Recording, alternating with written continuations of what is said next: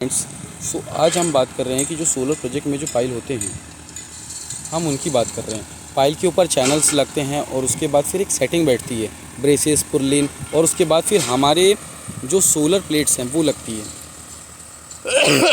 सो आज हम बात कर रहे हैं, देखिए सबसे पहला स्टेप क्या है, वहाँ पाइल होंगे। जो पाइल की डेप्थ क्या है 1500 mm, और हमारी जो पाइल हो रहा है वो 300 mm का है ना, और अंदर रीमर चलता है। तो सबसे पहला स्टेप है हमें ये पता होना चाहिए कि एक टेबल में कितने पाइल आ रहे हैं। एक टेबल में 25 पाइल्स आ रहे हैं। एक टेबल में हमारे 25 पाइल्स आ रहे हैं और हाफ टेबल में हमारे आ रहे हैं 12 पाइल। अब आप देख सकते हैं यहाँ पर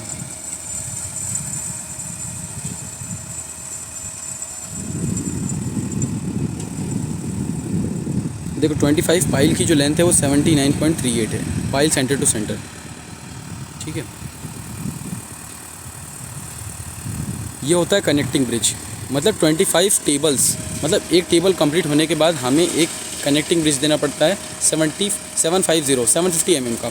उसके बाद हम ये दूसरा पाइल, मतलब दूसरा टेबल, देखो एक टेबल जो है वो 25 पाइल्स से मिलके बनता है।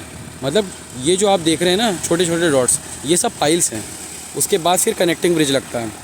अब ये जो आपको डैश डैश करके दिख रही है रेड लाइंस, मतलब यहाँ पे थोड़ा सा हैवी स्ट्रक्चर लगने वाला है, क्योंकि यहाँ पे विंड थोड़ी तेज रहेगी।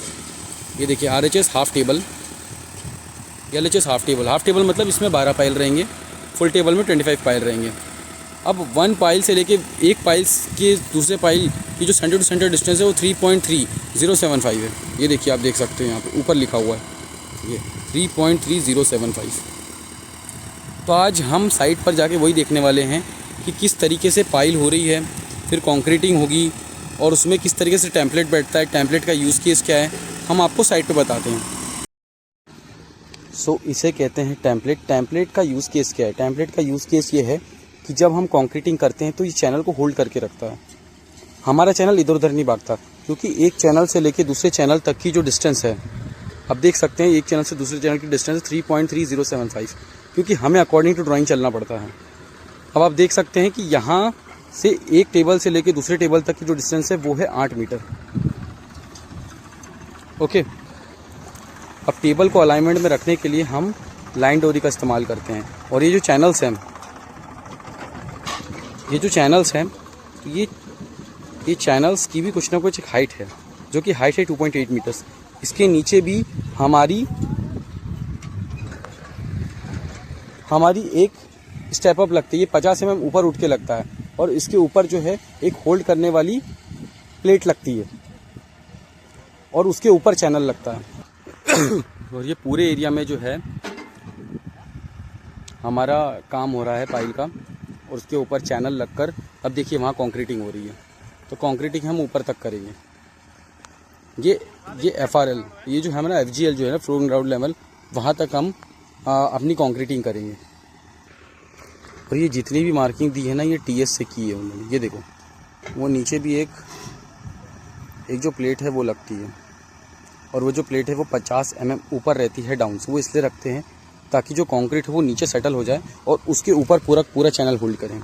तो ये जितनी भी मार्किंग दी है with the help of total station दी है। क्या है कि यहाँ पर जो है centre to centre distance maintain करना है, और हमें एक टेबल ख़त्म होने के बाद कनेक्टिंग ब्रिज देना है जो कि 750 mm का है। फिर हमें टेबल देना है। अब देखिए, अब आप देख रहे हो फेंसिंग वहाँ देख रहे हो, तो ऐसा है फेंसिंग से हमें कम से कम 8 मीटर छोड़ना पड़ता है। उसका इंपॉर्टेंस ये है क्योंकि हमें रोड भी देना है। रोड तो है हमारा 3.75 मीटर्स का आएगा। अब 500 mm दूरी पर हमें स्ट्रेट लाइट लगानी पड़ेगी। देखो ये जितना भी पेरीफेरी है ना, पेरीफेरी पर ही हमारा रोड बनता है। हाँ, अब आप देख सकते हो यहाँ पर होल दिए गए हैं, यह भी सेट नहीं है। वहाँ पर देखोगे तो होल दिए गए हैं यहाँ पर, उसके ऊपर ब्रेसेस और चैनल्स लगेंगे, उसके ऊपर सेटिंग होगी। फिर हमारे जो पैनल्स हैं, सोलर पैनल्स, वो लगते हैं। तो ये थोड़ा सा लेटर स्टेज का काम है।